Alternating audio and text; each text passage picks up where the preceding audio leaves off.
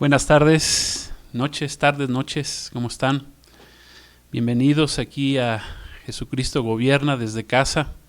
Hoy viernes tenemos nuestro tiempo de curso.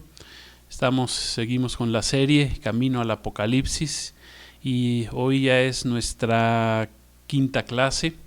Gracias a Dios, el tiempo se va rápido y gloria a Dios. Vamos a comenzar. Hoy el título de la clase, de la lección es Características de las 7 iglesias. Todavía estamos ahí en los capítulos 2 y 3 del Apocalipsis, de acuerdo a la estructura que hemos ya aprendido. Estamos en el tiempo presente, en el tiempo de la iglesia, y quisiera yo que comenzáramos. Buenas tardes a todos. Los saludo, la iglesia, los que nos acompañan de otros grupos, de otras iglesias, y los amigos que nos están escuchando por primera vez. Pues qué bueno que nos acompañan. Vamos aquí a aprender lo que es este maravilloso libro de Apocalipsis. Amén. Que como hemos aprendido, somos bienaventurados los que lo leemos y los que lo entendemos. Gloria a Dios. Me gustaría que comenzáramos ahí donde comienza el mensaje a las 7 iglesias, que es precisamente el capítulo 2 del libro de Apocalipsis. Solamente quiero leerles un versículo. Dice ahí en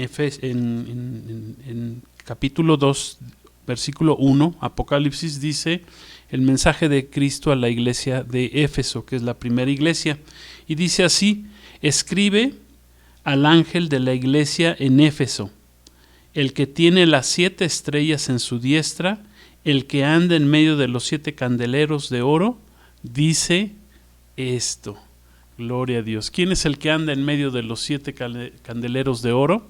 ¿Quién es el que dice ahí que tiene las 7 estrellas a su diestra? Bueno, es nada menos que nuestro Señor Jesucristo. Ahí en el comienzo del tema de la iglesia, Jesús le dice al apóstol Juan que escriba al ángel de la iglesia que está en Éfeso. Y ese ángel se puede traducir también como enviado. En este caso no es un ángel como tal, sino se le está diciendo que escriba al pastor que está en la iglesia de Éfeso. Y dice ahí que Jesús tiene en su mano, en su diestra, tiene 7 estrellas. 7 estrellas. ¿Por qué dice esto nuestro Señor Jesucristo? Bueno, porque desde la antigüedad, quiero decirles que los hombres tenían la idea de que los astros, las estrellas, dirigían su destino. De ahí que nació el tema de la astrología, en el cual las personas, sin el conocimiento de Dios, decían: no, pues los astros, las estrellas son las que dirigen nuestro camino. ¿Y qué nos quiso decir nuestro Señor Jesús con esto? Bueno, Él quiso enseñarnos que Él es el que tiene en sus manos la dirección y el control de su iglesia. Jesús es el que determina, el que guía el destino de su iglesia. Amén. No son los astros, sino que Él tiene en su mano esas 7 estrellas que representan también a las 7 iglesias. Y dice también ahí que el Señor se mueve en medio de los 7 candeleros, que también son las 7 iglesias. Para que entendamos este punto, quiero recordarles que, por ejemplo, en el tabernáculo y después en el templo de Dios, en el Antiguo Testamento, el Señor levantaba un candelero, se tenía que levantar un candelero, el cual alumbraba y tenía que estar ardiendo continuamente, ya fuera en el tabernáculo y posterior templo, y ese candelero tenía que estar encendido con aceite puro de olivas. El día de hoy nosotros, la iglesia, Jesús nos enseñó que nosotros somos la luz del mundo. Por lo tanto, la iglesia siempre tiene que estar alumbrando, como en el tabernáculo alumbraba el candelero. Entonces los 7 candeleros representan también a las 7 iglesias de nuestro Señor Jesucristo, que tienen que estar encendidas. El aceite de oliva con el cual se encendía el candelero en el tabernáculo, ahora el aceite de oliva representa al Espíritu Santo en la vida del creyente, en la vida de la iglesia. Nosotros, la iglesia de Cristo, tenemos que estar encendidos continuamente prendidos por medio del Espíritu Santo. Amén. Gloria a Dios. Sí, vamos bien, vamos entendiendo este punto. Hemos enseñado que las 7 iglesias son los 7 periodos de la existencia de la iglesia aquí en la tierra. Representan el periodo total de la iglesia, de principio a fin. Gloria a Dios. No más como paréntesis, quiero recordarles que el número 7 aparece en muchas ocasiones aquí en el libro del Apocalipsis. ¿Y qué representa esto del número 7? El número 7 pues representa varias cosas. Representa que es completitud, que es perfección, ¿sí? Aparece 55 veces en el Apocalipsis, y en el Nuevo Testamento aparece, el número 7 aparece 88 veces. Y representa, pues como perfección, pues representa también a nuestro Señor Jesucristo, representa totalidad. Por eso podemos decir que el mensaje de las 7 iglesias es el total del mensaje, o el total de la existencia de la iglesia de Cristo. Gloria a Dios. ¿Vamos bien? Gracias a Dios. Entonces, miren, para empezar quiero mostrarles en un pequeño pizarrón cómo está conformado el tiempo de la iglesia. Si pueden ver ustedes, creo que ahí lo estamos viendo bien, se está viendo bien. En la parte de arriba está en la línea de arriba está el tiempo, es una línea de tiempo, y comienza con la iglesia en Pentecostés. Aquí estamos en el año 0, cuando inicia la iglesia, cuando es derramado el Espíritu Santo sobre la iglesia, y de aquí acá, del año 0 al año 100, aunque no están los años, después los voy a decir, comienza lo que es la iglesia de Éfeso, la iglesia apostólica. Solamente quiero que veamos el tiempo, ¿sí? De 0 a 2000 años, y están las 7 iglesias, están numeradas del 1 al 7, y abajo es cada iglesia. Está Éfeso, está Esmirna, está Pérgamo, está Tiatira, está Sardis, está Filadelfia, y finalmente la Odisea, llegando al año 2000. Ahí tenemos una pequeña flecha para arriba que simboliza lo que es el rapto de la iglesia, y la flecha que va para abajo significa la segunda venida de nuestro Señor Jesucristo. También aquí quiero explicarles, porque ahorita nos vamos a ir sobre cada una de las iglesias viendo sus características, que es el tema de hoy, y vamos a ver geográficamente cómo están ubicadas. Acuérdense que las 7 iglesias están en el Asia Central, lo que hoy es el país de Turquía, y la iglesia de Éfeso, ¿verdad? Hagan de cuenta que por acá está la isla de Patmos, y aquí ya en tierra, lo que es hoy Turquía o Asia Central, hasta abajo está la iglesia de Éfeso, después sigue la iglesia de Esmirna. Aquí lo estoy poniendo con S, porque Esmirna en realidad se escribe, la palabra empieza con S, aunque muchos le hemos puesto o le antecedemos la letra E, porque así suena Esmirna, pero con E, ¿verdad? Pero no es con E, es con S. Entonces aquí, para diferenciarla de Éfeso, le pongo S, que es Esmirna, ¿ok? Luego es Pérgamo, más al norte, al noroeste. Luego ya sigue Tiatira, empieza como que a bajar, pero así va la secuencia del mensaje a las 7 iglesias. Quiero que veamos la secuencia, cómo va primero Éfeso, Esmirna, Pérgamo, ¿verdad? Que está acá en el 3, luego sigue Tiatira, que es el 4, luego ya como que empieza a bajar en dirección, va a Sardis, que es la 5ª iglesia del mensaje, luego sigue Filadelfia, y luego sigue la Odisea. ¿Ven cómo va el mensaje a las 7 iglesias? Sigue una secuencia, sigue un orden secuencial. Amén. Esto es importante que lo entendamos, porque son los 7 mensajes a las iglesias del Apocalipsis. Entonces, el mensaje, quiero decirles que el mensaje a cada una de las iglesias, pues también es un mensaje a todas las iglesias en general, o sea, un mensaje a toda la iglesia.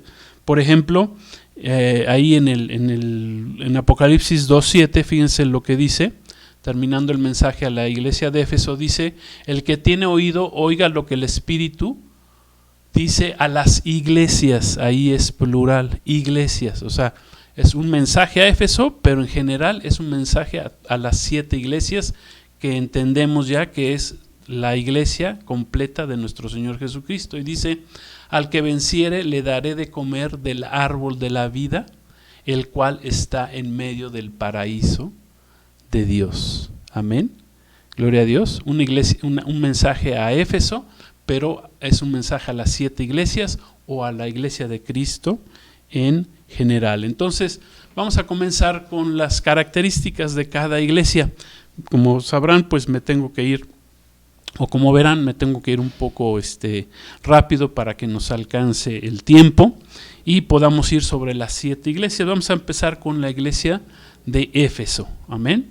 Acuérdense, la iglesia de Éfeso es la iglesia apostólica. ¿Por qué es la iglesia apostólica? Porque fue la iglesia que permaneció desde el día de Pentecostés, donde estaban los 11 apóstoles reunidos, y termina con la muerte del apóstol Juan, que fue el último de los apóstoles. Más o menos muere en el año 100 después de Cristo, y por eso se le llama la iglesia apostólica.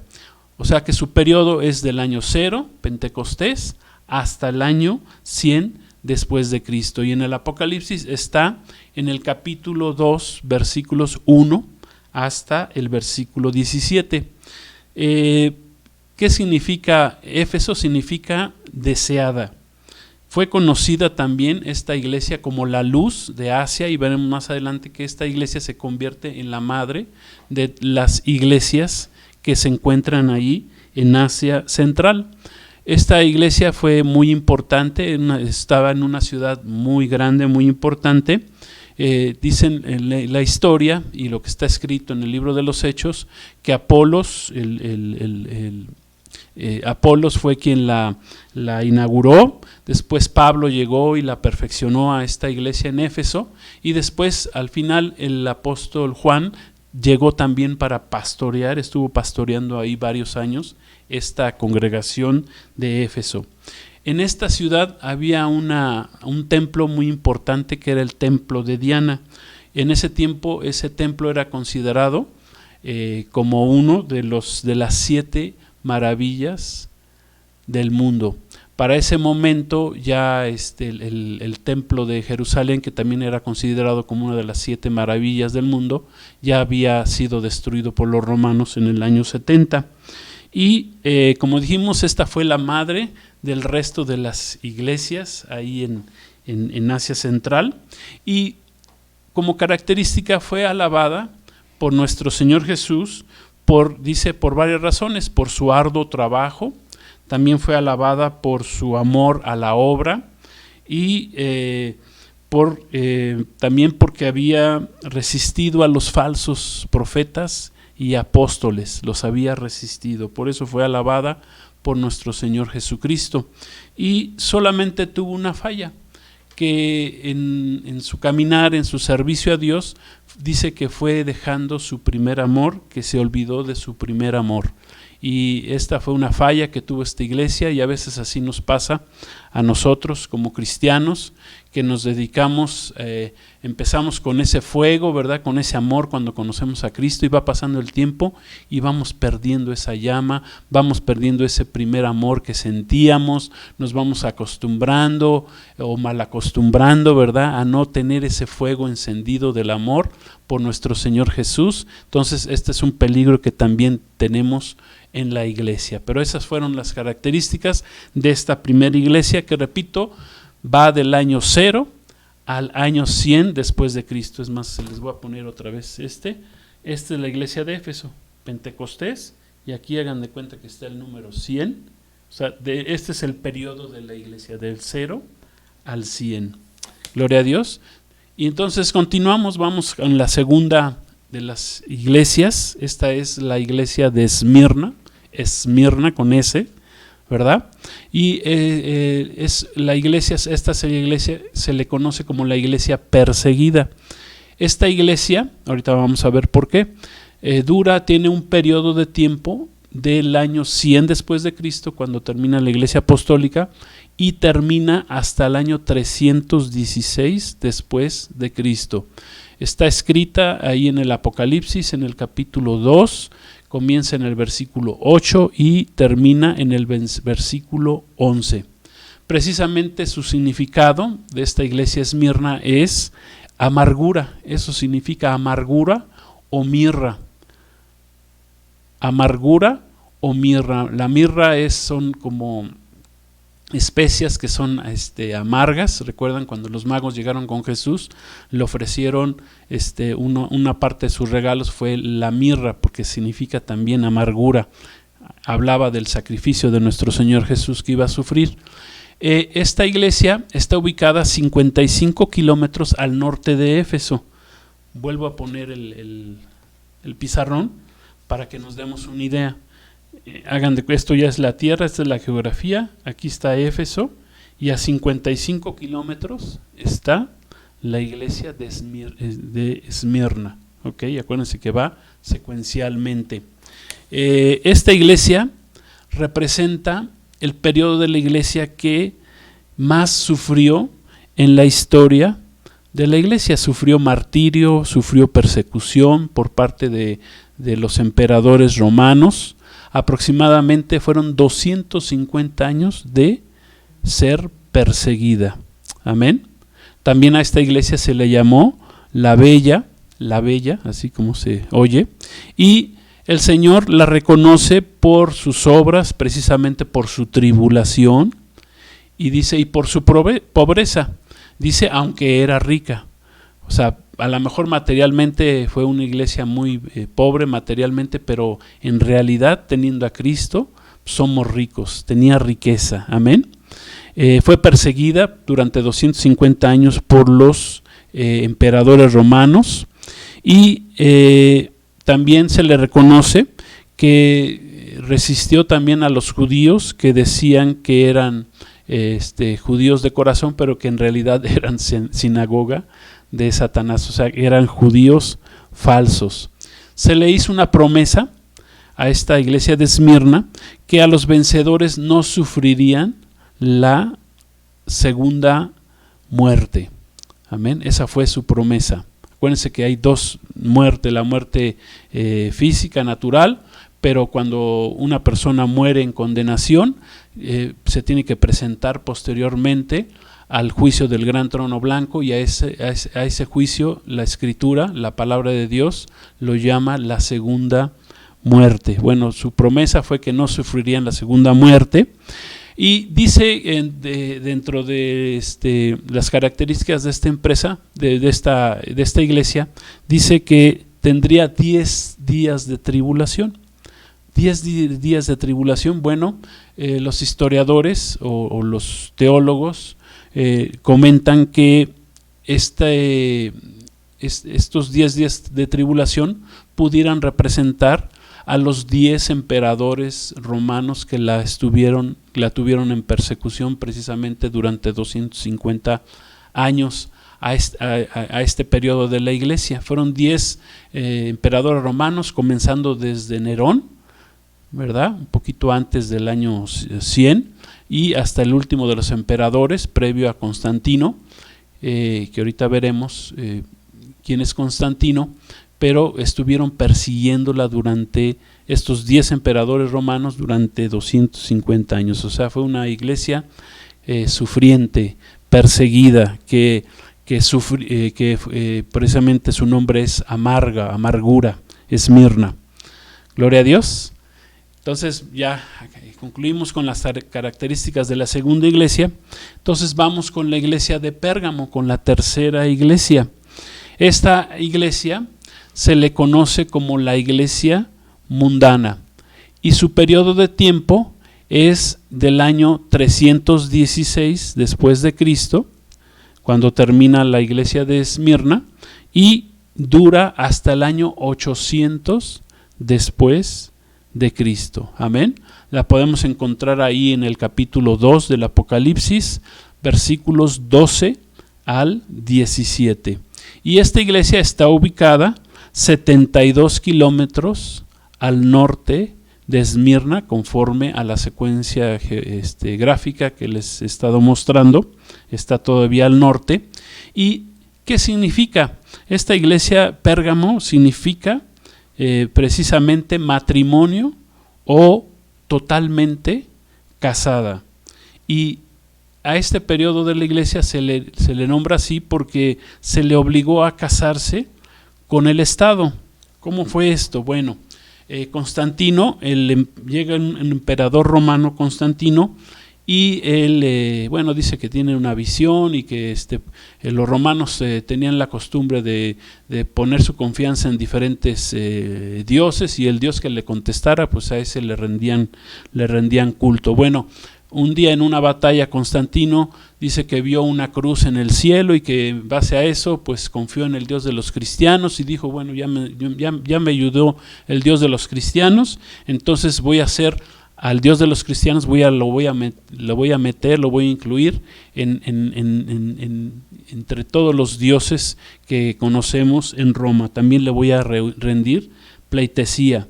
Entonces Constantino une al Estado romano, que es un Estado pagano, lo une con la Iglesia de Cristo. Y así comienza este periodo de la Iglesia. Quiero decirles que esta ciudad de Pérgamo, también como dato histórico, se le llama Pérgamo porque también ahí se hacían con lo que fuera la piel de los animales, hacían lo que se le llama el pergamino, y sobre ese hacían o escribían sobre las pieles de animales, y de ahí viene lo que es este tipo de papel que conocemos nosotros donde escribimos, pero en ese tiempo se le llamó el pergamino. En esa ciudad había un templo dedicado al emperador romano Augusto César. Entonces ahí llega Constantino precisamente, y a partir de entonces él obliga a que el centro de la iglesia dejara de ser Jerusalén, porque dice, no, pues ya todo lo vamos a hacer, lo vamos a cristianizar, por así decirlo, y cambiaron Jerusalén, y dijo Constantino, ahora su centro va a ser precisamente Roma, y el obispo de Roma va a ser quien dirija a esta iglesia, lo cual precisamente pues aquí es una herejía completamente, es algo que no es conforme a la voluntad de Dios, y ahí comenzó precisamente el papado romano. La iglesia de Cristo entonces empezó a ocupar los grandes templos paganos, a sus ídolos les cambió el nombre de ídolos por el de santos, ¿sí? A la Virgen María se le dio, ocupó el puesto de reina en honor a la diosa pagana Isis, y a todas las fiestas paganas se les cambió el nombre por fiestas supuestamente cristianas. Por ejemplo, les digo la fiesta de la Saturnalia, que se celebraba el 25 de diciembre y que era en honor al dios Saturno. Bueno, ahí Constantino dijo, no, bueno, ese día ya no se va a celebrar al dios Saturno, ahora se va a celebrar que Jesucristo nació. Y de ahí viene esta tradición que todos conocemos como la Navidad.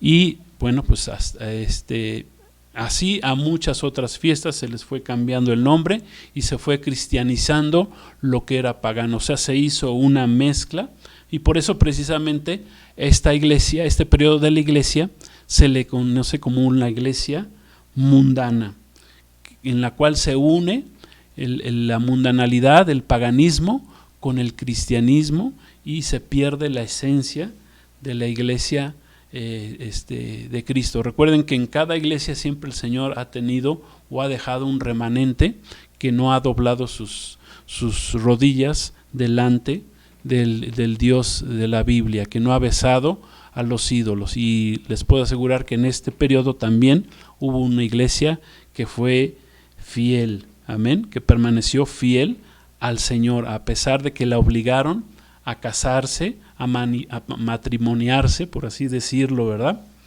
Amén. Entonces, este es la tercera iglesia. Vamos a pasar a la cuarta iglesia, que es la iglesia de Tiatira. Esta iglesia se le reconoce como la iglesia negligente. ¿Por qué negligente? Vamos a ver. Esta iglesia precisamente comienza en el año 800 después de Cristo y dura hasta el año 1517. Les voy a poner el pizarrón para que veamos el tiempo de la iglesia de Tiatira. Es la cuarta iglesia. Hagan de cuenta de que aquí comienza en el año, dijimos 800, y va a terminar en el año 1517. Es la cuarta iglesia y se le conoce como la iglesia negligente. Está ubicada, si vemos, Tiatira, a 60 kilómetros al sudeste. Aquí está, este es Pérgamo, este es Tiatira, ¿verdad? Ya como que llegó a una altura máxima en el recorrido y empieza a bajar, ¿sí? Pero recuerden, el mensaje va secuencialmente a cada una de las iglesias. Aquí está la iglesia de Tiatira. ¿Qué significa Tiatira? Tiatira significa sacrificio continuo. Amén. Sacrificio continuo. Ahorita vamos a ver por qué. Este periodo de la iglesia de Cristo es el periodo de la Edad Media, del tiempo de la Edad Media, 800 hasta el 1517. Se le conoce también como la Edad Oscura de la iglesia. ¿Por qué? Porque en este tiempo se llegó a las cruzadas, se llegó también a lo que se le llamó la Santa Inquisición, que se perseguía a todo lo que no oliera a la iglesia de Roma, a la iglesia católica, que se le había puesto ese nombre. Todo lo que no fuera conforme a sus ideas era perseguido, era destruido. Surgieron las cruzadas con las cuales los papas mandaban a recuperar lo que es la Tierra Santa, Jerusalén. Se armaron, se hicieron grandes homicidios, grandes destrucciones en el nombre de nuestro Señor Jesucristo, lo cual no está bien, no debió haber sido así, pero en este tiempo pues el control que tenía sobre la iglesia causó todas estas cuestiones negativas. Por eso se le conoce a esta iglesia como la iglesia negligente. Sacrificio, y el significado de Tiatira es sacrificio continuo. Bueno, sabemos que dentro del dogma católico, cada vez que uno va a la misa tiene que estar haciendo un sacrificio continuo, como si estuviera otra vez sacrificándose a nuestro Señor Jesucristo. Y sabemos que nuestro Señor Jesús fue una sola vez a la cruz hace casi 2000 años, y a través de su sacrificio perfecto, ¿verdad?, a los que creemos en Él, a los que caminamos con Él, nos ha santificado, nos ha limpiado, nos ha hecho aceptos en el amado. Gloria a Dios, amén. Y no tenemos que estar sacrificando nuevamente, por así decirlo, a nuestro Señor Jesucristo. Sus faltas, ¿qué características tiene esta iglesia, la iglesia de Tiatira? Bueno, pues sus faltas es que tolera a una mujer llamada Jezabel, que dice que le ha enseñado a fornicar a la iglesia y a comer lo sacrificado a los ídolos. Si nosotros nos vamos a la historia, esta mujer Jezabel, pues sabemos que fue la mujer o la esposa de Acab, una mujer idólatra, pagana, que Acab, rey de Israel, la aceptó como esposa, y que indujo precisamente al pueblo de Israel a los ídolos, a la idolatría.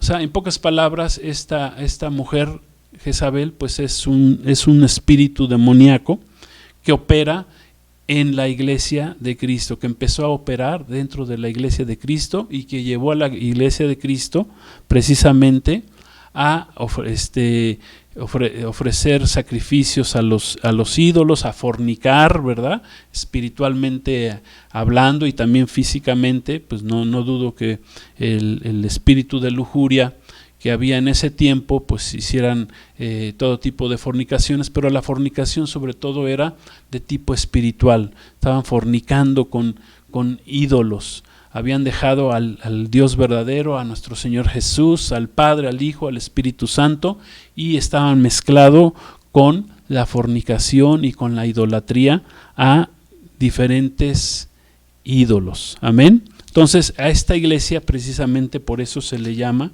la iglesia negligente, la iglesia del sacrificio continuo, y esta iglesia es desde el 800 y termina en el 1517.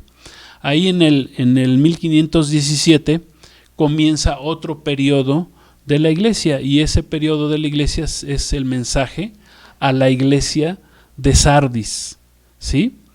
A esta iglesia de Sardis se le conoce como la iglesia reformada. Gloria a Dios. Esta iglesia de Sardis está 48 kilómetros al sur de Tiatira. Les voy a poner rápidamente la gráfica. La iglesia de Sardis que vemos aquí en esta parte está al sureste de Tiatira. O sea, ¿cuántos dijimos? 48 kilómetros. 48 kilómetros. O sea, rápido, ¿verdad? En coche es una hora, ¿verdad? En ese tiempo, bueno, 48 kilómetros, pues era en otros medios de transporte a caballo, y pues era mucho más tiempo el que se hacía el recorrido de 48 kilómetros, pero no era una distancia muy lejana. A esta iglesia de Sardis Sardis significa remanente o piedra preciosa. Amén. Es el periodo de la iglesia reformada, por eso se le llama iglesia reformada, porque es el periodo cuando Martín Lutero, que era un católico, y otros pues empezaron a reclamar que la iglesia no debería de estar enseñando lo que estaba enseñando. Por eso ellos trajeron la reforma a la iglesia. Dice que dentro de sus características que tenía nombre de que vivía, pero estaba muerta. ¿Sí? A pesar de la reforma, esta iglesia todavía le faltaba vida espiritual. Era una iglesia, dice que tenía, ahora sí que como que tenía una máscara. Dice, tienes nombre de que vives, pero estás muerta, sin vida espiritual, sin vida de oración, sin el mover del Espíritu Santo todavía en la iglesia. En ese momento quiero decirles que la iglesia había llegado, la iglesia de Cristo, así reconocida, pues había llegado al colmo de la corrupción, ¿sí? La depravación, la lujuria. Se vendían, en la iglesia católica se vendían indulgencias, esto es, que la salvación se vendía por un precio. En ese tiempo, en 1500 y fracción, en ese tiempo se construyó lo que hoy conocemos como el Vaticano. Se construyó el Vaticano sobre las ruinas de lo que fue el Palacio de Nerón. Ahí está construido actualmente el Vaticano. Y aquí nace lo que es la iglesia protestante. Nace la iglesia luterana, nace también en Alemania, nace la iglesia anglicana en Inglaterra, en el Reino Unido, pero el único cambio que hicieron las iglesias fue cambiar, por ejemplo, la iglesia anglicana cambió el Papa Romano por el rey de Inglaterra. Ahora sí que todavía, por eso se le llama también un periodo de la iglesia donde Jesús dice que tenía nombre de que vivía, pero en realidad todavía era una iglesia muerta, porque pues el rey de Inglaterra pues no era muy espiritual, que digamos, ¿verdad? conocían de la palabra, ¿verdad? Pero hacían cosas terribles, y realmente pues sabemos que el líder de la iglesia nunca será un hombre. El líder de la iglesia de Cristo siempre será el Espíritu Santo. Quien dirija a la iglesia de nuestro Señor Jesús siempre será el Espíritu Santo. Acuérdense que la iglesia no es una organización humana, no es una organización religiosa. Amén.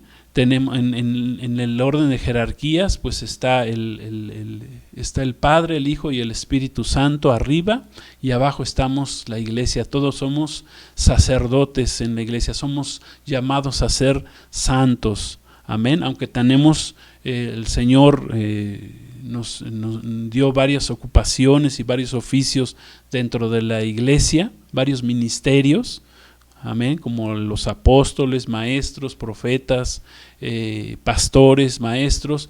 Todo es para edificar la iglesia, pero no para tener el control o el poder humano sobre una organización, sino que el que dirija la iglesia siempre será el Espíritu Santo, el Espíritu de Dios. Amén. ¿Sí entendemos esto?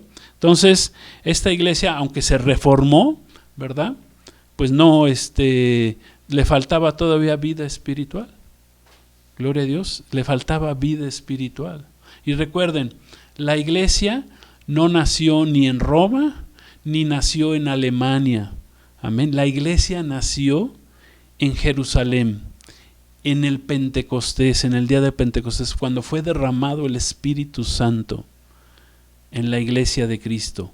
Gloria a Dios. Si tú quieres ser parte de la iglesia de Cristo, el que te unas a una religión X, la que me quieras decir, aunque tenga nombre de cristiana, si no tiene al Espíritu Santo, si no tienes el conocimiento, la palabra, la sana doctrina, si no la sigues, pues entonces sigues a una religión. Si no tienes al Espíritu Santo en tu vida, pues entonces también estás siguiendo a una religión. Dices que tienes nombre de vivo, pero estás muerto. Amén. Entonces asegúrate que en donde tú te congregas, en la iglesia que tú te congregas, se predique la sana doctrina y además se tenga el Espíritu Santo. Amén. Que sea dirigida, que los pastores sean dirigidos por el Espíritu Santo, sean llenos del Espíritu Santo y que te estén ministrando esa vida en el Espíritu. Gloria a Dios.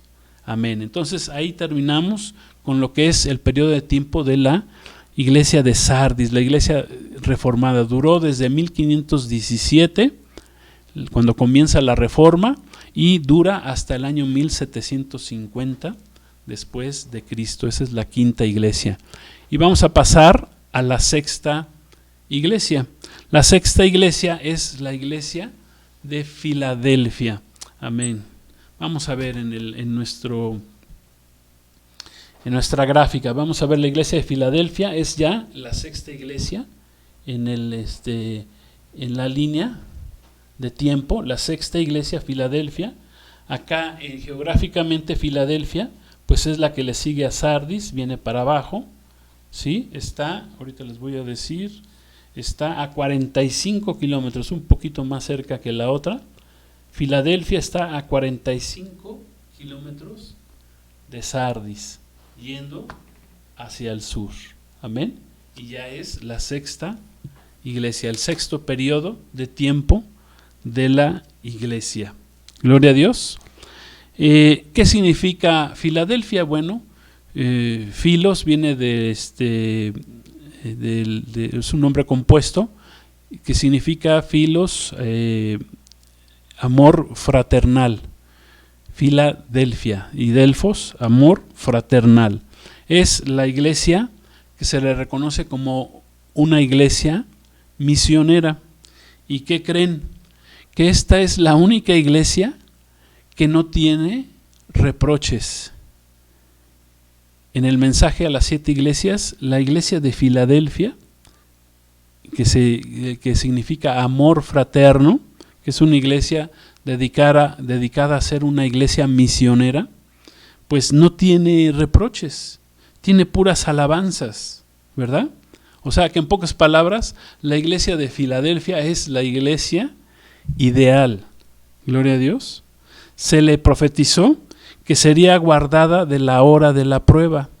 Y la hora de la prueba, bueno, nosotros la conocemos como la gran tribulación. O sea que es un mensaje a la iglesia de Filadelfia, pero recuerden, también es un mensaje a toda la iglesia de todo el tiempo de existencia de la iglesia. Amén. Dice que si se guarda así, se le profetizó que sería guardada de la hora de la prueba. O sea que aquí nos está hablando del tiempo del rapto, del arrebatamiento, que el Señor va a guardar a su iglesia de este tiempo de la gran tribulación que se avecina. También se le llama aquí el tiempo de la hora de la prueba del mundo entero. Amén. Que es el tiempo de la semana 70 o de la gran tribulación. Aquí le promete el Señor que si sigue así, será guardada de esa hora de la prueba. Amén. No damos gloria a Dios por esto. Gracias a Dios. Es un mensaje también a nosotros en nuestros días. Y precisamente en este periodo de la iglesia, en la iglesia de Filadelfia, pues grandes hombres de Dios fueron levantados. Charles Spurgeon, diferentes hombres llenos del Espíritu Santo, con un mensaje poderoso, ungidos en el Señor, fueron levantados en este tiempo, en este periodo de la iglesia de Filadelfia, del amor fraterno. Gloria a Dios. Entonces tenemos esa promesa del Señor a través de esta iglesia, de este periodo que terminó aproximadamente en el año 1900 después de Cristo. Algunos teólogos dicen que un poquito antes del año 1900 terminó la iglesia de Filadelfia, pero bueno, vamos a dejarla en ese año, amén, que termina 1750 a 1900. Gloria a Dios. ¿Cómo vamos, hermanos? ¿Vamos bien? ¿No nos estamos mareando mucho? ¿Les seguimos o ahí le dejamos? ¿O terminamos con la iglesia con la última de las iglesias? ¿Sí? ¿Terminamos? Gloria a Dios. Pues vamos a la última de las iglesias, a la séptima iglesia, que es la iglesia de Laodicea.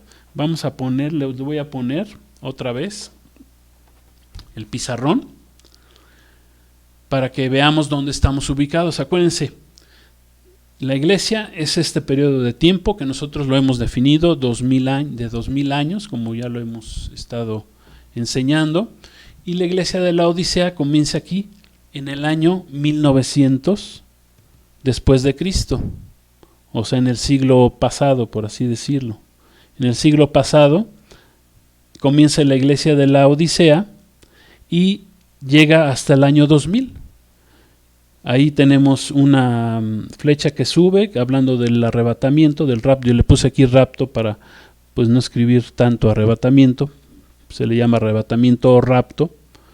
Y la segunda venida es la flecha que baja, precisamente en el año 2000, que habla de la segunda venida de nuestro Señor Jesús. Gráficamente, aquí podemos ver que Laodicea, es de Filadelfia a Laodicea, creo que son 72 kilómetros, sí, efectivamente, de Filadelfia a Laodicea, donde ya termina el último de los mensajes a las 7 iglesias, está a 72 kilómetros de distancia.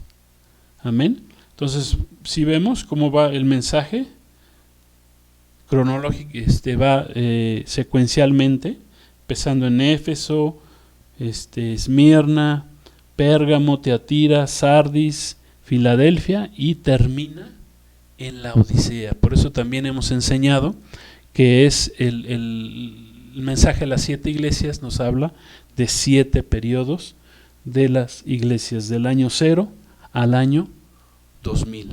Gloria a Dios, creo que eso nos está quedando muy claro. Bueno, la séptima iglesia, la iglesia de Laodicea, se le conoce, no quisiera decirlo, pero bueno, se le conoce como la iglesia apóstata. iglesia apóstata. Su periodo comienza en 1900 después de Cristo, el siglo pasado, y pues su fin es con la venida de nuestro Señor Jesús, con el arrebatamiento precisamente.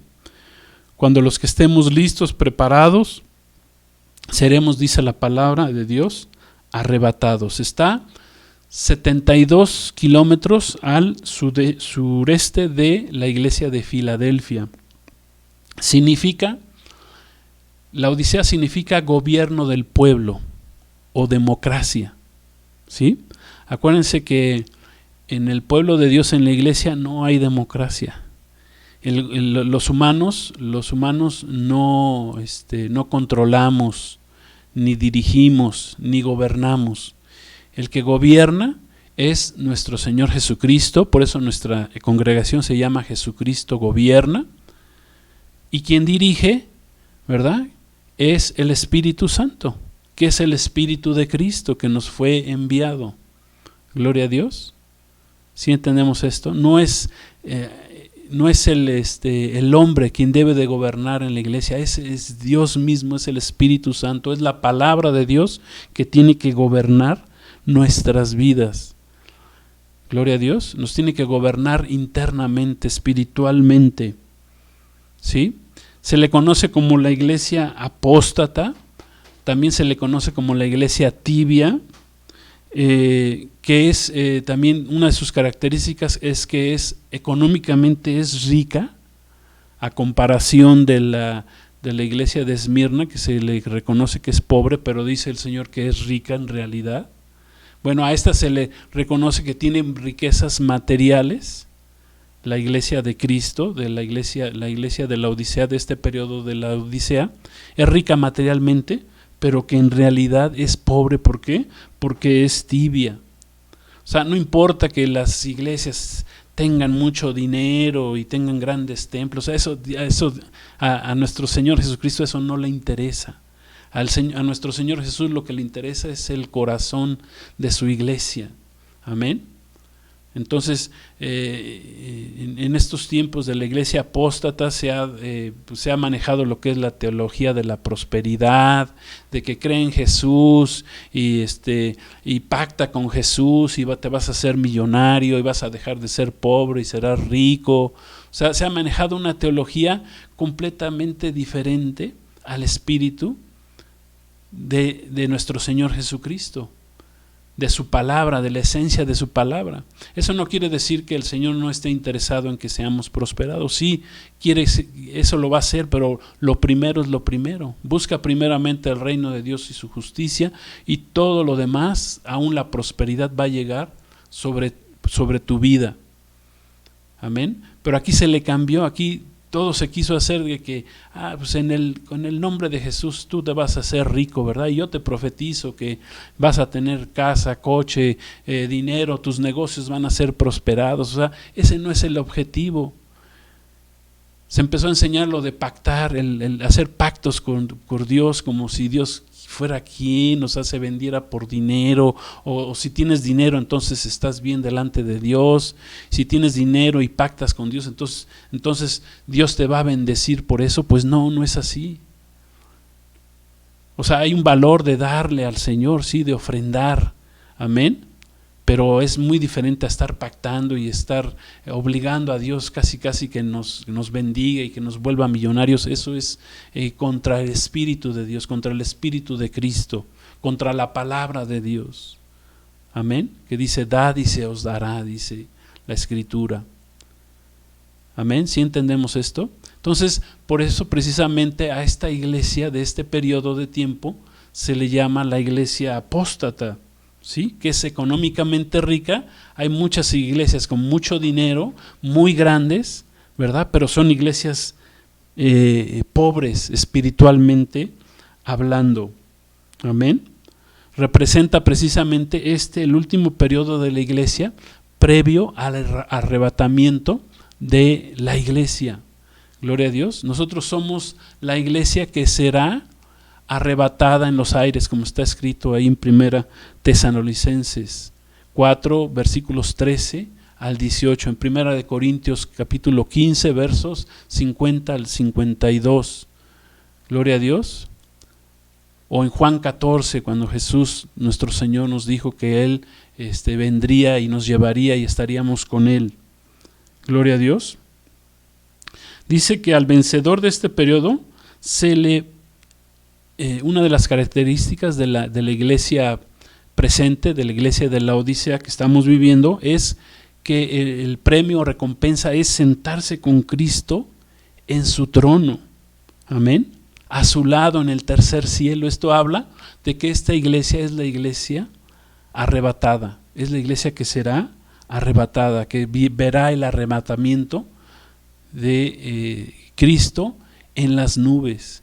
Y la recompensa es que vayamos allá con Cristo al tercer cielo y pasemos allá las bodas del Cordero y nos sentemos con Cristo mismo en las bodas del Cordero. Amén. Gloria a Dios. ¿No es esto una gran bendición? Pero tenemos que ser libres, tenemos que ser el remanente santo, puro, limpio, que espera realmente su venida en este tiempo de iglesia apóstata. O sea que si tú estás en una iglesia con apostasía, ¿verdad? Aunque sea muy grande y tenga mucho dinero, eso no importa. Lo importante es que estés en una iglesia con sana doctrina, llena del Espíritu Santo, guiada por el Espíritu Santo y no por los hombres. Gloria a Dios. Amén. Este es el mensaje, características de las 7 iglesias. Y quiero concluir con esto, hermanos. Amigos, hay 3 razones que nos confirman precisamente que el mensaje a las 7 iglesias nos hablan de los periodos que hemos dicho que son periodos secuenciales de la existencia de la iglesia durante el tiempo de vigencia de la iglesia. Recuerden, la iglesia de Cristo tiene un principio en Pentecostés y tiene un final con la segunda venida de Cristo. La iglesia es eterna, por así decirlo, en el tiempo, pero tiene también un tiempo en que estará abierta la posibilidad de ser partes de la iglesia de Cristo.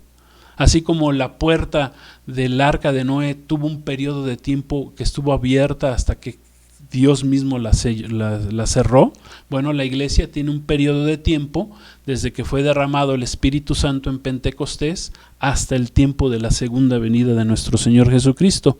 Entonces yo te voy a dar 3 razones que nos confirman que este mensaje a las iglesias, a las 7 iglesias, nos hablan del tiempo o los periodos secuenciales de la existencia de la iglesia. Uno es que, como vimos en la gráfica, cada iglesia está ubicada una tras otra conforme se les va enviando el mensaje, como vimos precisamente en la gráfica. Es más, se las vuelvo a poner. Así va el mensaje: Éfeso, Esmirna, Pérgamo, Tiatira, Sardis, Filadelfia, y termina en la Odisea. Amén.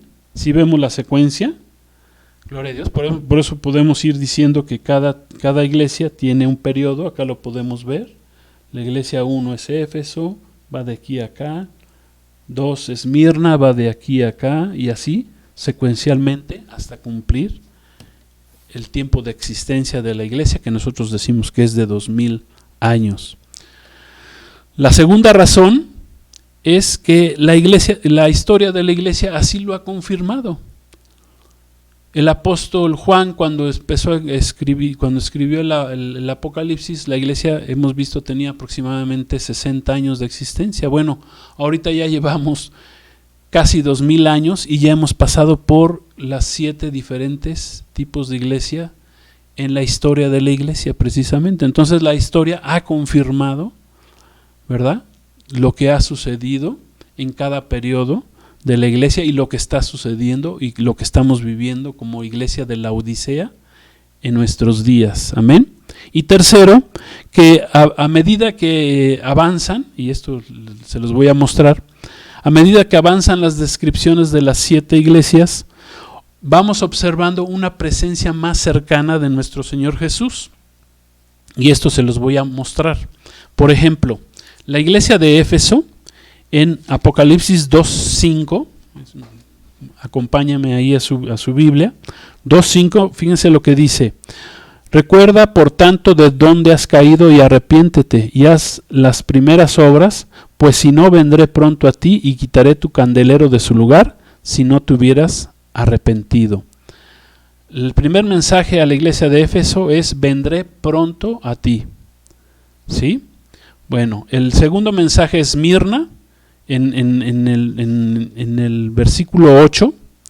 Dice: yo conozco tus obras y tribulación y pobreza, pero tú eres rico, y la blasfemia de los que dicen ser judíos y no lo son, sino sinagoga de Satanás. A esta iglesia no habla el Señor nada con respecto a su venida, la segunda iglesia, que es Esmirna. La tercera iglesia, si vamos al 2:16, habla exactamente lo mismo que a la primera iglesia, habla del vendré pronto por ti. 2:16 dice: por tanto arrepiéntete pues, si no, vendré a ti pronto y pelearé contra ellos con la espada de mi boca. Es la tercera vez que el Señor habla o hace una alusión simbólica que el Señor vendría, pero todavía en ese tiempo, no hablando de la segunda venida. Pero a partir de la iglesia de Tiatira, que es la cuarta, ¿sí? En Apocalipsis 2:25, vean lo que está escrito. Dice 2:25, dice: pero lo que tenéis, retenedlo hasta que yo venga. Ahí el Señor empieza a hablar ya de su venida en la cuarta iglesia. Hasta que yo venga, reténlo hasta que yo venga, hasta que yo regrese. El quinto mensaje a la iglesia de Sardis está en el capítulo 3, versículo 3, y dice así: acuérdate pues de lo que has recibido y oído, y guárdalo y arrepiéntete, pues si no velas, vendré sobre ti como ladrón, y no sabrás a qué hora vendré sobre ti. Gloria a Dios. Ahí el Señor ya empieza a hacer más énfasis a la quinta iglesia de que Él va a regresar, dice, como un ladrón. A la iglesia de Filadelfia, en el capítulo 3, versículo 11, miren lo que el Señor les dice: he aquí, yo vengo pronto. Amén. Ya el Señor empieza a anunciar que viene pronto por su iglesia. Retén lo que tienes para que ninguno tome tu corona. Ese es el mensaje a la iglesia de Sardis. Vendré a ti como ladrón en la noche, y dice: aquí vengo pronto. Amén. Perdón, esa fue a la iglesia de Filadelfia en el 3:11. Iglesia de Filadelfia: aquí yo vengo pronto. Ya el Señor ya está anunciando que ya viene pronto, que está acercándose su venida.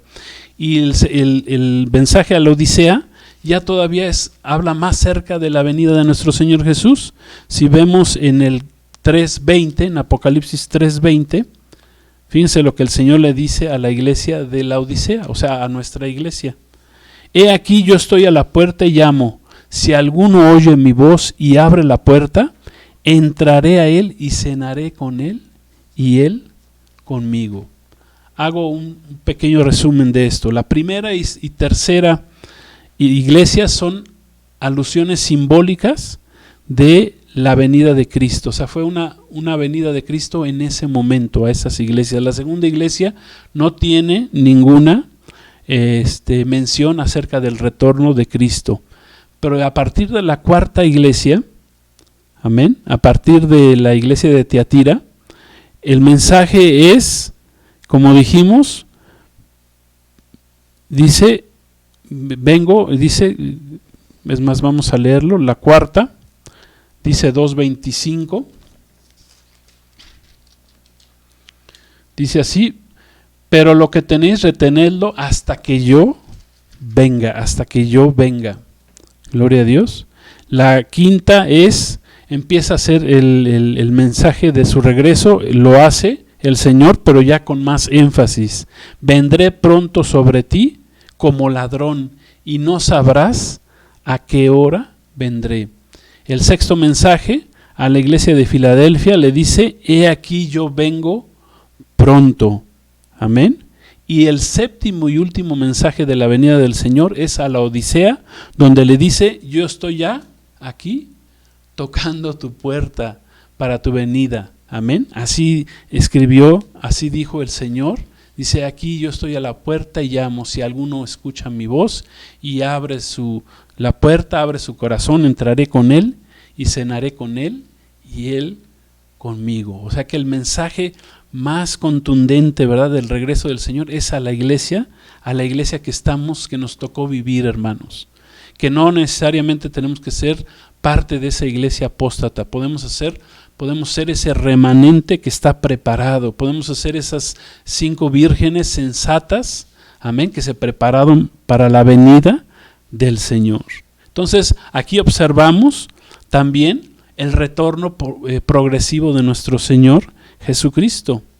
Jesús ya nos está tocando la puerta, hermanos, de que Él ya viene por su iglesia, que tenemos que estar listos, que somos esa iglesia de la Odisea que estamos esperando la venida de nuestro Señor Jesús, que ya es muy cercana, que tenemos que tener listo nuestro corazón, amén, para poder entrar con el Señor, para poder encontrarnos con nuestro Señor Jesús en las nubes.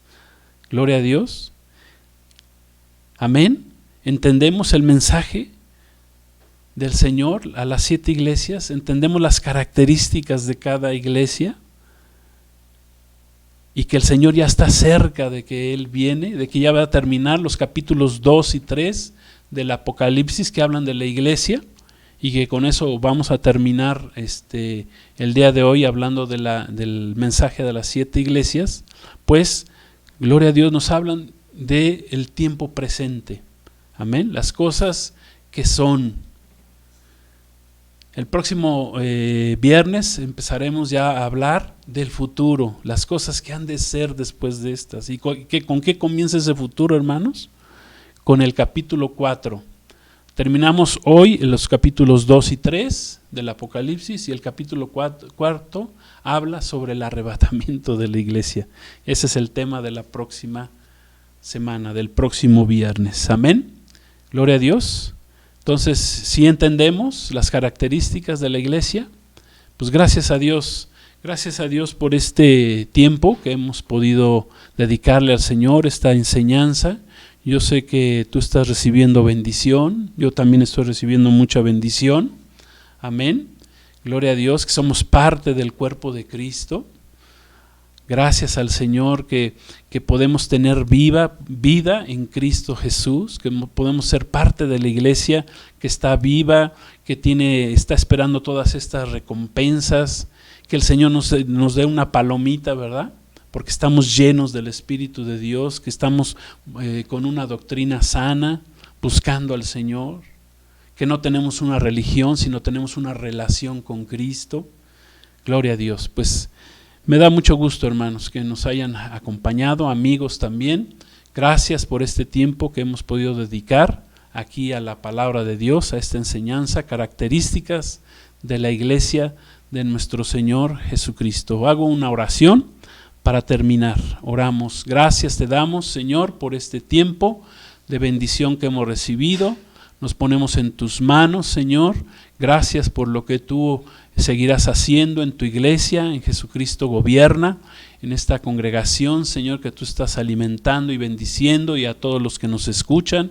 Gracias, Señor. Derrama tu Santo Espíritu sobre nosotros y danos entendimiento. Somos bienaventurados los que leemos y entendemos las profecías escritas en este libro. Gracias te damos, Señor Jesús. Amén. Pues otra vez gracias a todos, que Dios los bendiga, y primeramente Dios, nos estamos viendo el próximo viernes. Shalom, Maranata, Cristo viene, y bendiciones a todos ustedes.